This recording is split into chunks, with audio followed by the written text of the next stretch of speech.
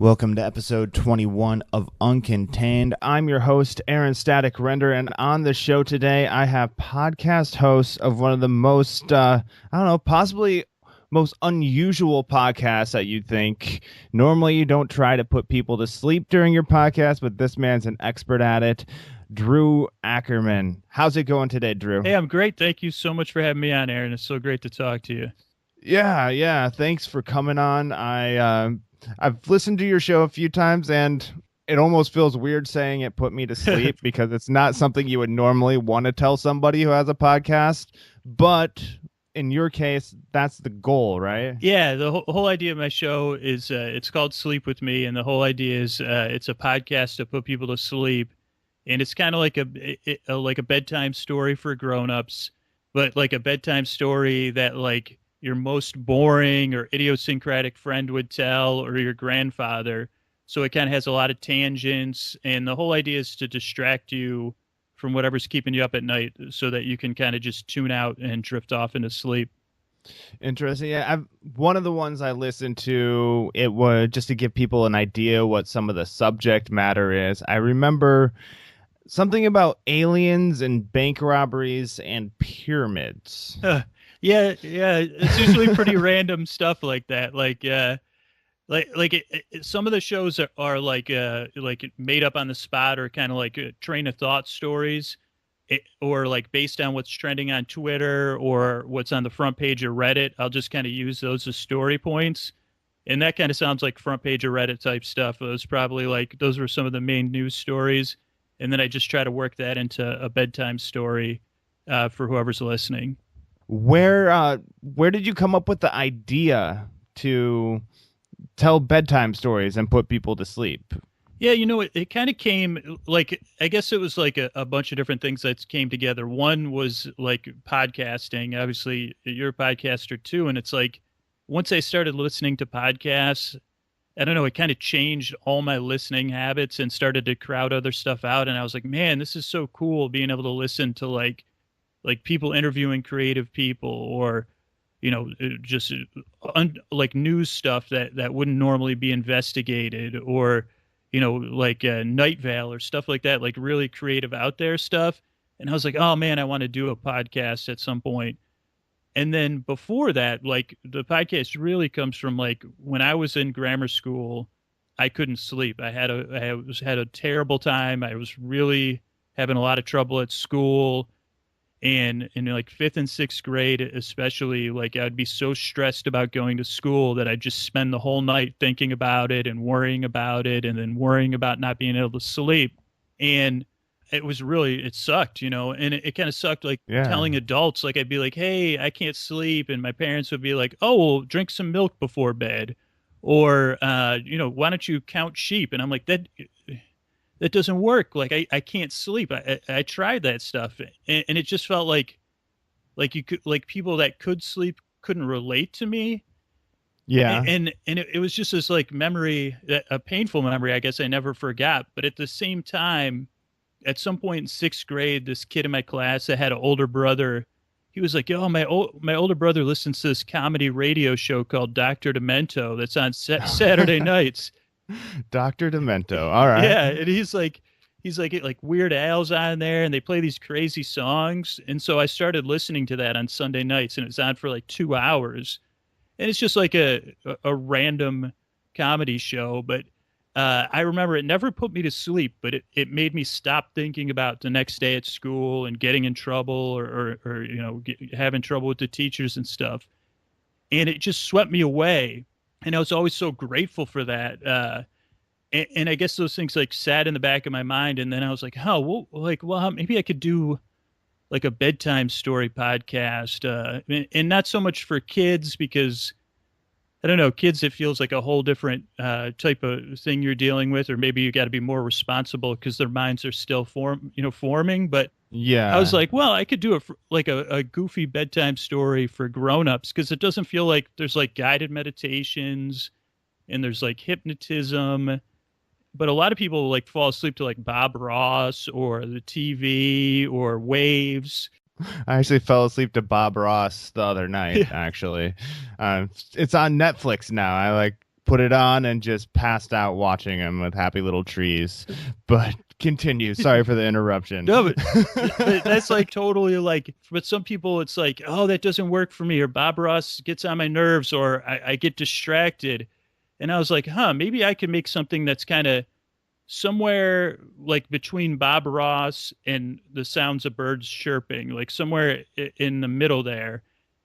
That's like a little bit more narrative based and grounded, but not something people feel the pressure or the need to like really listen to. Like, oh, I can't miss this. Like that they just have permission to kind of listen, just like you did with Bob Ross. It's like, oh, and now I'm going to paint these little guys here. Well, how about a little snow here? A little snow on the trees. Like, you're kind of like, you get a smile on your face, and then the next thing you know, your alarm's going off.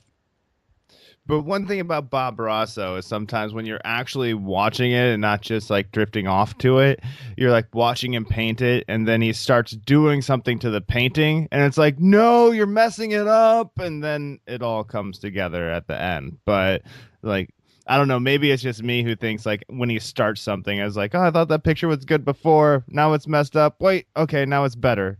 Yeah, I think like that's a challenge for me. It's like that Bob Ross, like sometimes there is this anticipation. You're like, wait, what? Why is he got that black W in the background? What is that going to be? And you're like, Exactly. I bet it's going to be mountains. It's definitely going to be mountains. And then you're like, well, now I can't go to sleep. I got to stay up. And then it's like, oh no, it's it's a flock of seagulls or something. And you're like, Bob, you got me again. Yes, yes, the surprises never stop. I think there's magical powers in that fro of his. Yeah, probably. All right. So, is there a, I don't know, formula that you use for coming up with stories and making them so people will be more inclined to go to sleep? Yeah, I mean, I guess I have like a couple, like I try to make people feel welcome and that it's a safe place that they can like let their guard down. Cause I think it's like a weird thing.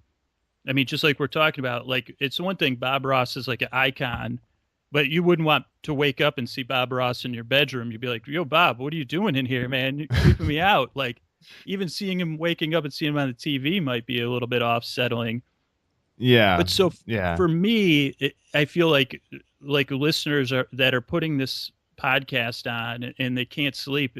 I really feel like I have to take that trust seriously. So that's one thing. It's like I always try to stay away from like politics or stuff that would give people nightmares or anything like that would creep people out.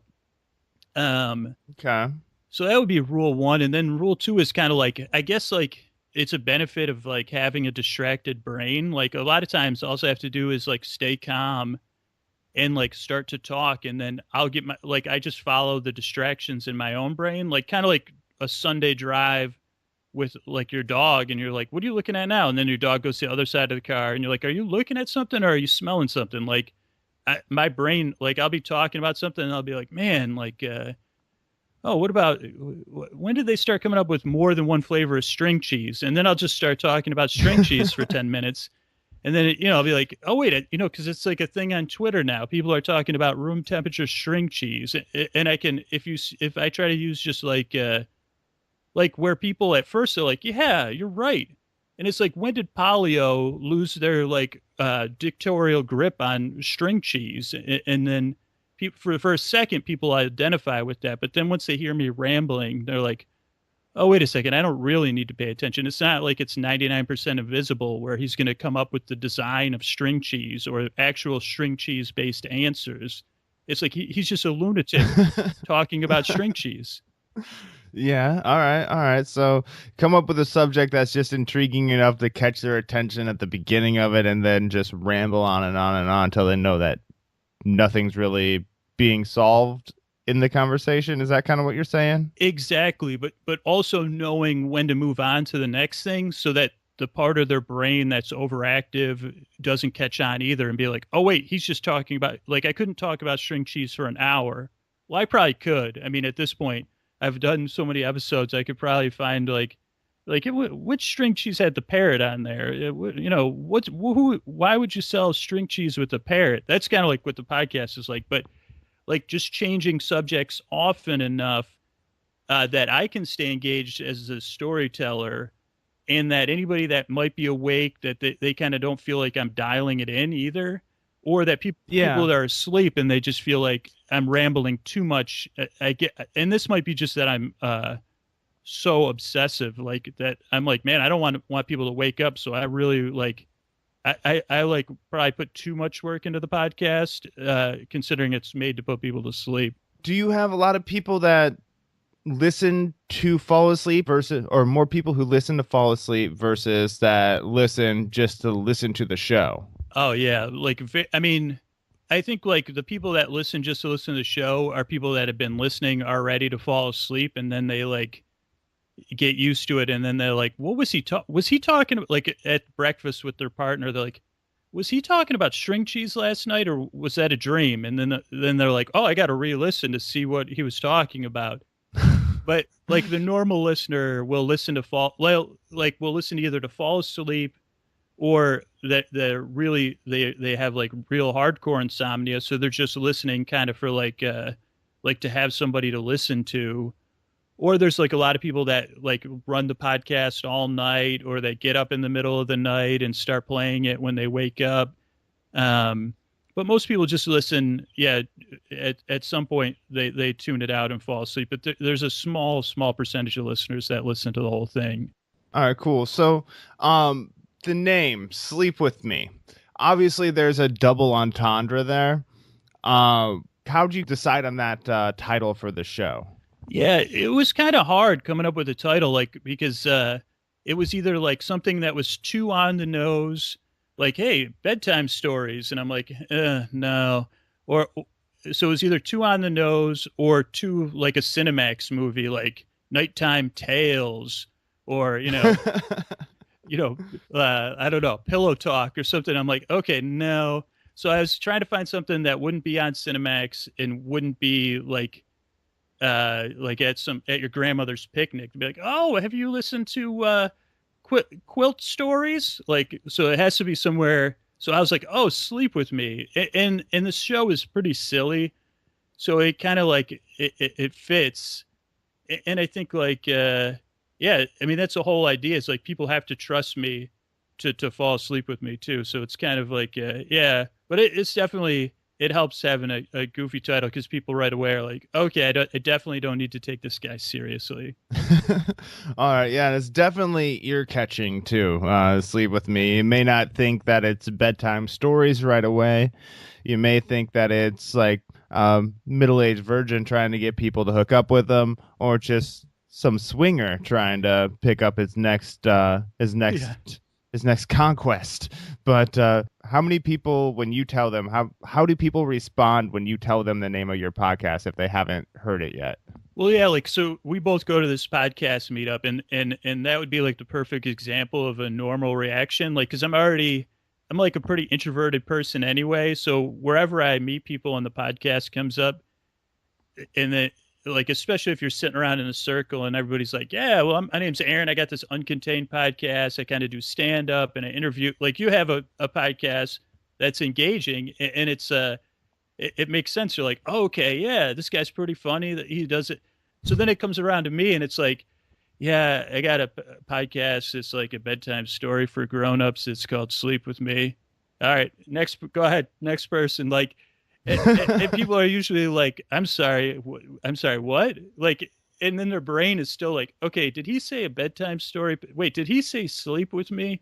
So usually I get a lot of blank looks wherever I am, and it's really hard to be like, no, it's a bedtime. Okay, and then I still now I've been doing the podcast almost 3 years, and I'm like, well, it's kind of like a silly bet. Okay, no, I don't think I have the pitch down yet.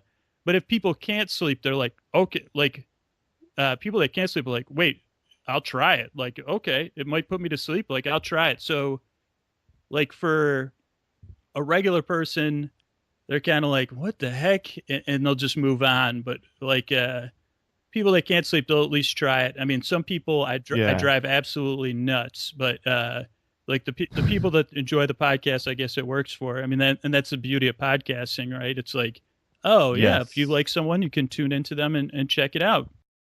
Yeah, like when I try to go to sleep, there's one of two ways. All right, either my head hits the pillow and I'm out, or it's I'm lying in bed trying to go to sleep. And whenever you try to go to sleep, or at least when I'm like, oh, I got to get up early, I got to get to sleep, never able to fall asleep then. Yeah, I have the same You problem. know? Yeah.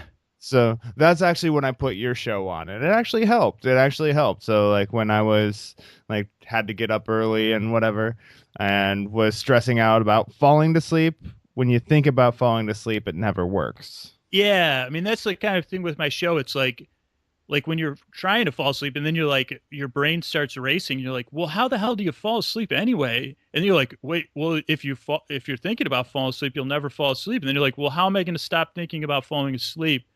Like now that I'm thinking about falling asleep, and then it's, well, don't think about anything. Well, how am I supposed to wait? You're telling me how am I supposed to stop thinking about anything when you're still talking? It's like, okay, well, just clear your mind. And you're like, well, I can't get comfortable.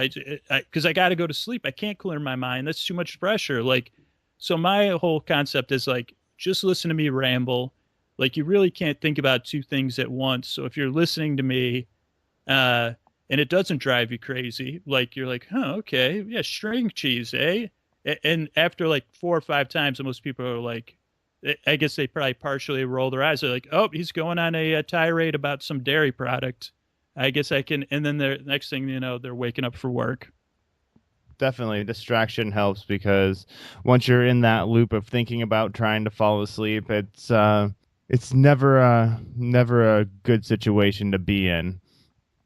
But you have had some recent articles featuring your podcast, correct? Yeah, I've been really lucky. Like that people that listen to the podcast, like it's just, I think like, the people that were like a couple of people that listen to podcasts write for different places. So it's been like great because they really understood the podcast and then they were curious. Like most of the time that people have reached out to me, they listen to the podcast and they're like, what the heck is wrong with this guy? Like I got to talk to him because I got to see like if you just listen to the podcast and you've never met me, or if you meet me, you're kind of like, man, like, and who would make a boring podcast? So usually it's like, it drives curiosity and yeah, it really helps to find new people to listen. Like, and it's, I'm really like, humbled, like when someone reaches out to me to write about the podcast.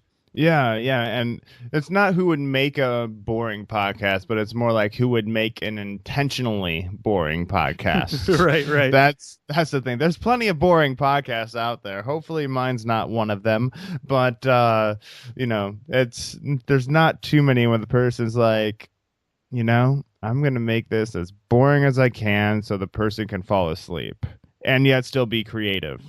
Yeah. And then I guess once they talk to me and they realize that, like, I guess I'm like a little bit like Don Quixote. I like take boring people to sleep and lulling and all that stuff like a full-time job. So I'm always like, man, like, I do like TV show rewatches sometimes and I'll like write down like so many notes so that I have all these like superfluous details that I can ramble on and on about.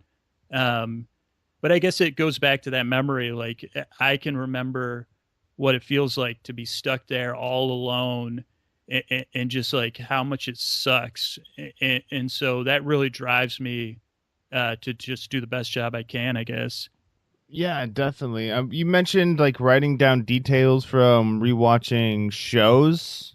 Like what does that entail? Like, for example, what shows would you write down all the details about? Well, so like just finishing up right now, like when we're recording this, like a Game of Thrones season. So I did 10 weeks of Game of Thrones. And so I'd watch like Game of Thrones 2 or 3 times and I would write down like tons of dialogue or costumes or just looks the characters were giving. And so like one segment of the show would me be just recapping Game of Thrones. But like you said, there's tons of Game of Thrones recap shows. But mine would be like, yeah, and like Sansa, then she put her hand on her hip, and it was like, I think I saw a bird in the background of the sky, and then Jon Snow was all like, I don't know if you'd call that puckering his lips, or I don't know if his lips were chapped, so that'd be like the recap, and then I also like will like, I don't know if it's research, but I'll be like, I don't know, like if something came up on Game of Thrones, like bridles on horses, I'd look up, I'd do a bunch of research on bridles, and I'd be like, okay, Okay. here's the history of like I do a segment on the history of bridles, and that, I mean, stuff like that is like that's sleep podcast gold. Like be like, yeah, the inventor of the bridle was Jeremiah John Bridle. He invented the horse bridle in 1820. And I'm making that up. I haven't, unfortunately, I don't have real bridle research, but You had me there. I was yeah, like, okay, I should write this down. I might learn where the bridle comes from. and then you're like, well, when would I ever need to know that? You know, Right on. I hear in your podcast you use the name Dearest Scooter a lot. Where did that come from? like I think I used it because when I started the podcast, I knew it was kind of a ridiculous idea. And I felt really kind of critical about it. Like I had put it off for years, and I was kind of like, oh, I don't know. This is kind of like I was really worried about it, and I knew, like, I mean, from doing stand up, like that's how much courage. I mean, I don't do that, but I just always look at it like, man, you guys are so brave. Like, and for me, like performing, it was like I was so self conscious that I tried to find. I was like, oh, maybe if I use like a pseudonym, that'll give me a little bit more space to kind of just be myself and relax and not perform almost. And Okay. like so I was like I had this old project I had done called Dearest Scooter, and it was based on it was Scooter Libby, who was in the Bush administration. He had gone to prison, and I had been writing these stories where I was imagining him reading Dear Abby columns and kind of just replying to them. Okay. And like, no, yeah, now you can see the logic behind the sleep podcast. But I had called that Dearest Scooter. Like he was defending the people that were the subjects of Dear Abby. Like, so if someone was like, Dear Abby, my husband's mother always says, that I don't know how to drive and blah blah blah, and Abby would be like, oh, okay, well, she would try to solve the problem, but it always seemed like those things were like passive aggressive. So I just was like, oh, maybe this would piss off Scooter Libby. So then he would be like, I spoke to the mother-in-law, and and he would come at it from her. She is a terrible driver or whatever. But I don't know. I thought the name Dearest Scooter out of context, I was like, oh, that's kind of like a soothing kind of sound to it. Even Yeah. though it's based on this like piece of lunacy. Who would have known it would have been Scooter Libby and Dear Abby? Yeah. Um, so, do you have any future plans for, I don't know, maybe making a book out of your shows, or, like taking it to like crossing media sectors to it, maybe having an animated series including your stories where there's drawings acted out? Yeah, I mean, I'm curious. Like right now, like I do the podcast 3 times a week. So, and I have a day job, so it's like really hard to keep up with the production schedule. But I am curious, like if I can like either cut back on the podcast or find a way to cut back on my job. Like it's like what else I can do with it, or if there's a way to do kind of a more not sanitized kids version, but a kids version that would be a little bit different, or to capitalize on some of the stories and be like and have them rewritten where they'd be partially interesting or partially riveting, or have like something a little bit more engaging to them. Do you know Drunken History on Comedy Central? Yeah, yeah, yeah, Like how they have like people reenacting the story that they tell. yeah. Like I was thinking something along those lines. So like as you're telling the story, like either have people reenacting things or somebody draw something up that goes along with the story, like the aliens robbing bakes and escaping to the pyramids. Like that's the one that I remember the Yeah. most from your podcast. So I keep on referring to it. But I was just thinking like, the reenactment of the podcast. Yeah, yeah, that's a pretty funny idea. I mean, like, I would almost like love to do another podcast where I go to the listeners' houses and interview them and be like, "Do you remember what I was talking about last night?" And then they're like, yeah." And then if they were polite and they just make up, I think you were talking about a leprechaun with a parachute. And I'd be like, no, but go ahead, keep going. I want to hear more. Yeah, there was a leprechaun named Jerry. So, because I think like that's the thing, and that's what interests me. Like besides like the pain of not being able to sleep, it's like sleep is such this like crazy magical thing. Like, I mean, it's the closest thing to like a natural hallucinogen. You like lay down, you close your eyes, and sometimes you can't sleep, and then sometimes you like drift into this weird middle place, and then sometimes you have these wild dreams, or people listen to me rambling, and at some point they're sleeping and they don't know if I'm like telling the story or they're dreaming a story. So it's like such a. I Yeah. mean, sleep is such it's such something that's necessary, and it's crazy. And I can see your story is like cueing things like in the subconscious as the person is sleeping and coming up with a whole new experience in their brain. Yeah, yeah, yeah. Sometimes I get emails from people and they're like, "Oh, I had this dream, you know," and they're like, "I didn't know if you were talking about it or I was saw it, like if I dreamt it." And like, it seems like it's 50% of the time they dreamt it, and 50% of the time, like, "Oh no, yeah, I was talking about that about Velcro shoes instead of like, why would I buy suede Velcro shoes?" And they're like, "Oh, good, because I thought that was weird. I was dreaming about that." I feel much better that it was you talking Yeah. about it. All right, cool, man. So, um, I have a couple aspects to this podcast. One is just a conversational aspect. The other is I like to get advice for other people who are maybe just starting out with podcasting or starting out in the entertainment industry. Do you have any advice for podcasters who are just starting out or looking to take another step forward? Yeah, I mean, I think like one of the things I like learned accidentally kind of, because I think like when you start any creative project, like there's going to be like two sides, at least for me there's like this negative side that is like there's no chance this is going to go well and it's just going to end in disaster. And then there's also a lot of times this part of you that has kind of unrealistic expectations, like, oh man, this thing's going to take off, or I really hope it takes off. And I knew kind of like starting the podcast that I had tendencies to think those ways.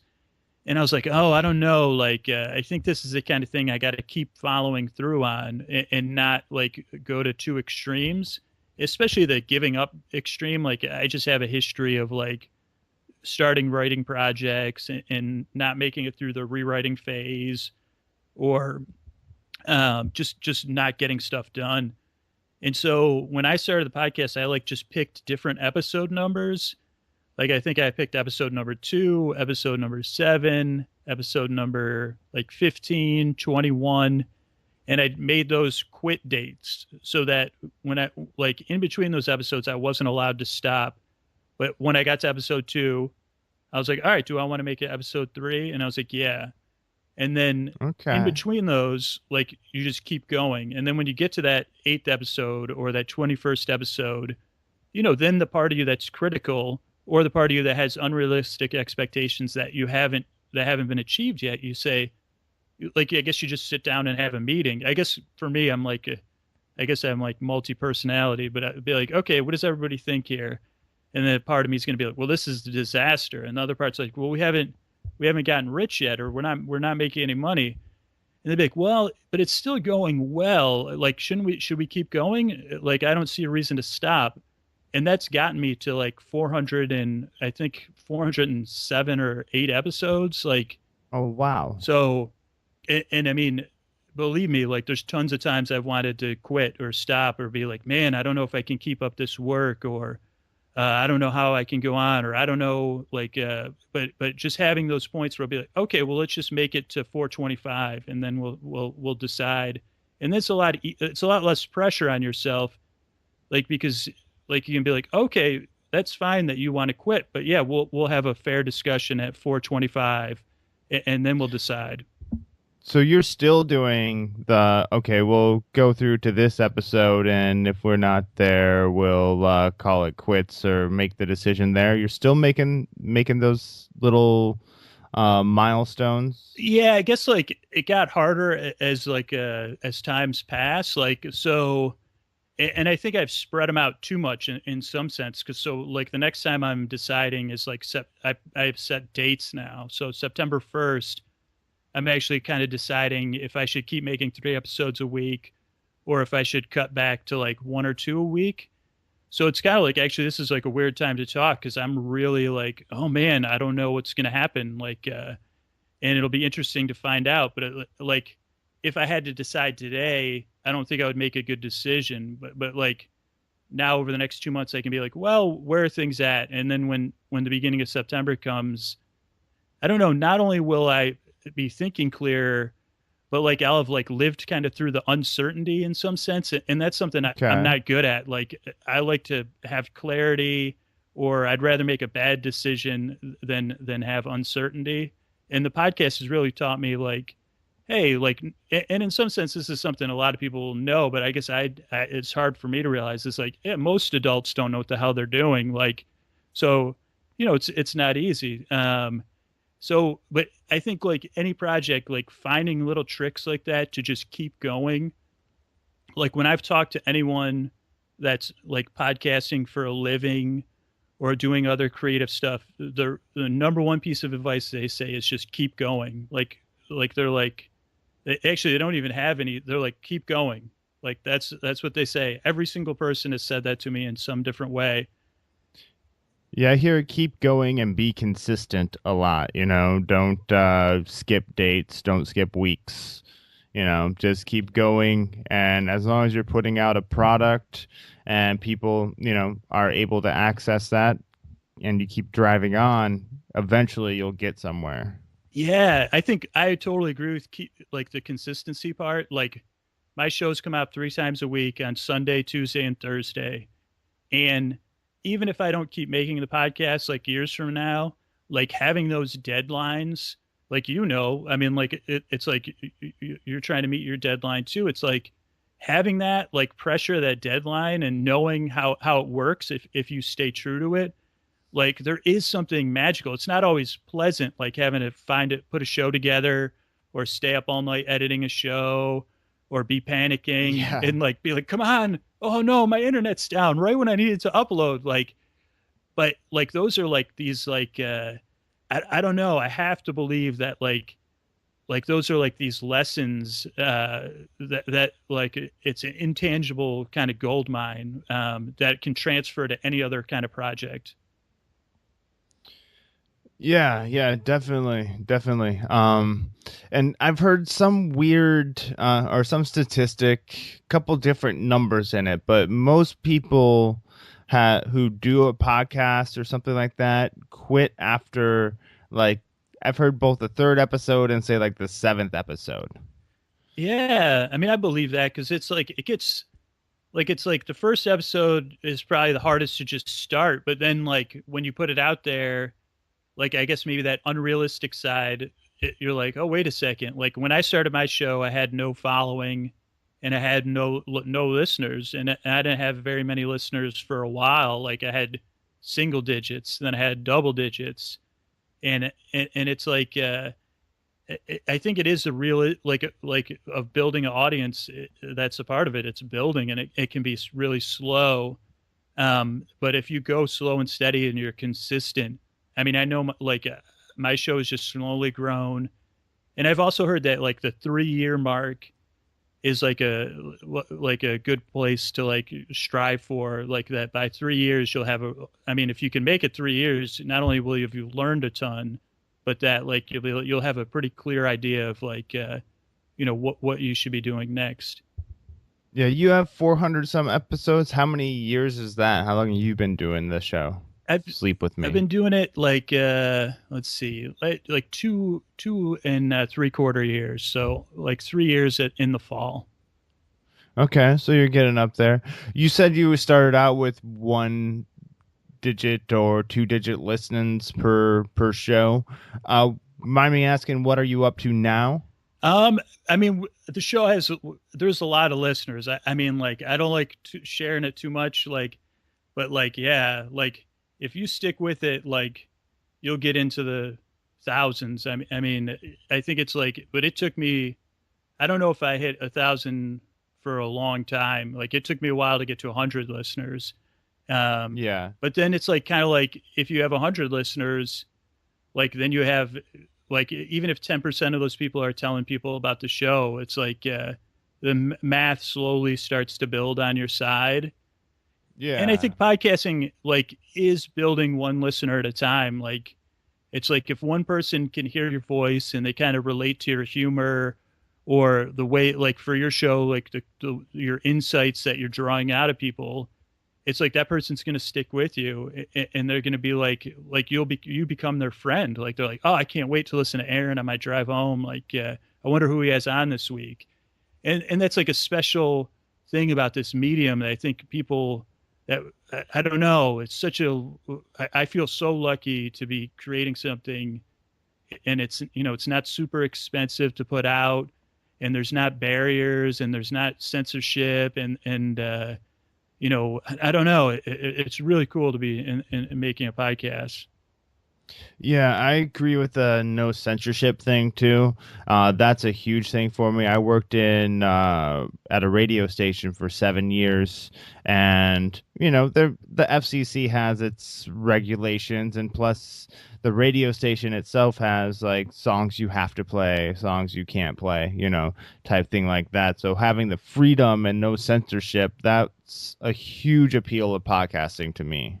Yeah, like I think about like my show would not exist. Like it just wouldn't work in any other medium. Like because for radio, they'd be like, well, how are we going to sell ads on it? Or wait, how long are you going to ramble for? 42 minutes? Because we need, or where are we going to take our breaks?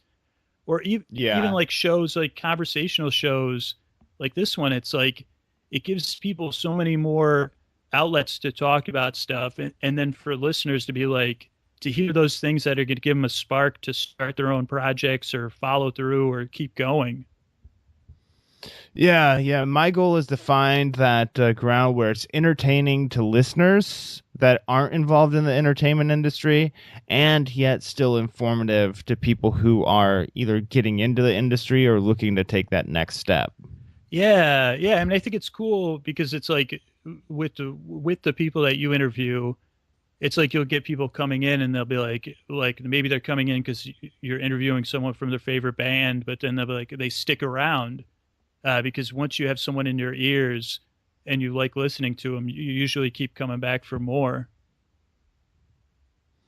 Yeah, definitely. And I find that with a lot of podcasts that I listen to, once you listen to one episode, sometimes you go back and catch up on the back catalog.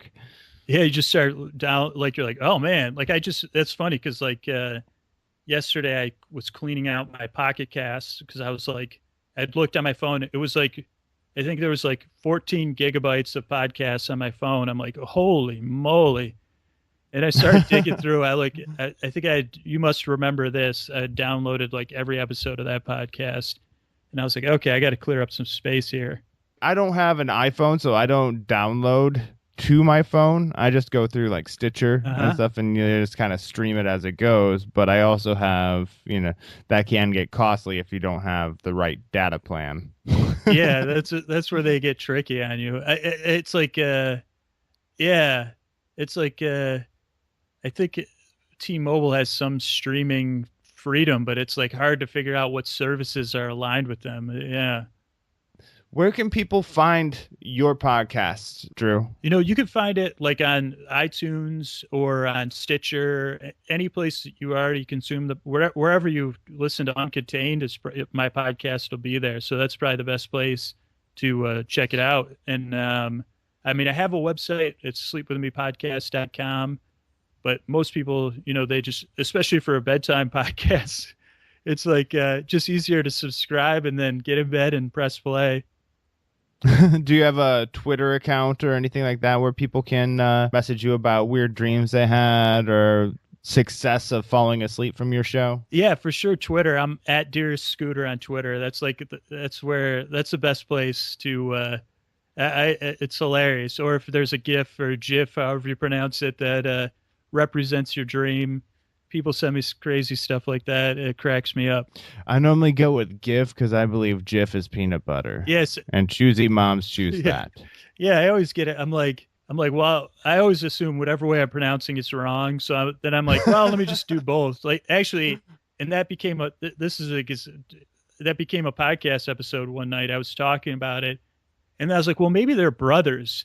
What if someone named their kids like? And then I asked the listeners, I'm like, if anyone has twins out there, name your kids Jif and Gif. And this guy was like, I pray my wife has twins so I can name them Jif and Gif.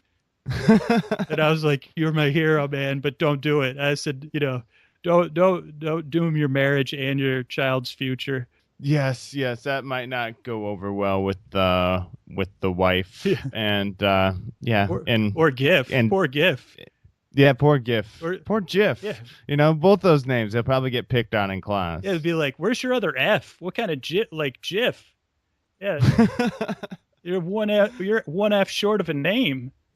Yeah, that'd be tragic, man. That'd be tragic. And then the best nickname for Gif would be Giphy, and then he would get sued. Be like, oh no, that's a corporated, can't use that name, not even under fair use for your nickname.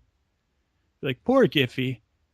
That's just sending the kids down the path to failure. If you name your kids Gif and Jif, you probably ruined their life. Yeah. And years of therapy. Yeah. At the best case scenario, yeah. All right, man. So, as you know, the title of the show is Uncontained. And I always ask my guests the question that goes along with the title of the show. How do you live uncontained? I guess I live uncontained by kind of going with my gut. Like the idea of the podcast, even I thought it was like a weird idea and a strange idea. And my self-critic, or whatever term you want to use for it, has always been like, oh man, it's so silly, or man, you really embarrassed yourself by like sticking your neck out. And I think you could see it on Twitter or on Facebook, like people get so critical and angry, and then you see it in politics. Geez, like it gets scary, and it's like, it doesn't get anything done. Like, and especially if you're doing something creative or expressive, or you just want to like be relaxed and happy. It's like, and I've never been someone to trust my gut before, but my gut was like, hey, just start that freaking podcast, man. Who cares? Like, and then every time I've wanted to quit, it's been like, no, let's keep going, man. This is putting people to sleep. It's fun to do. Let's keep going.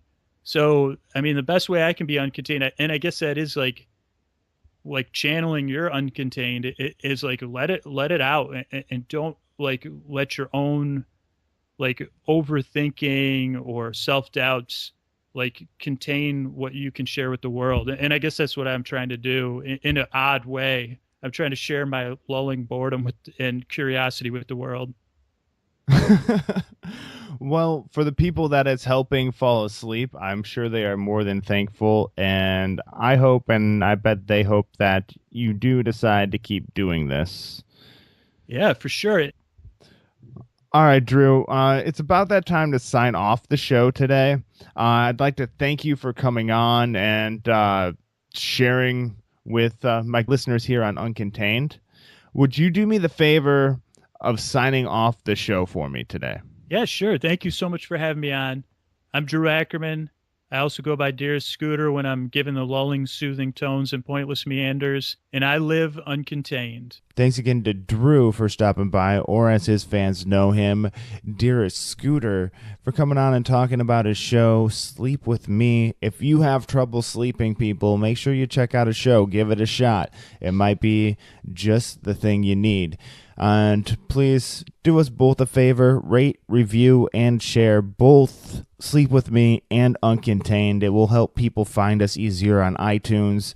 That way people who would like to listen, can locate the show without having to search for days. Thanks again for listening to Uncontained. I hope everybody had a great 4th of July. And yeah, as always, until next time, live uncontained.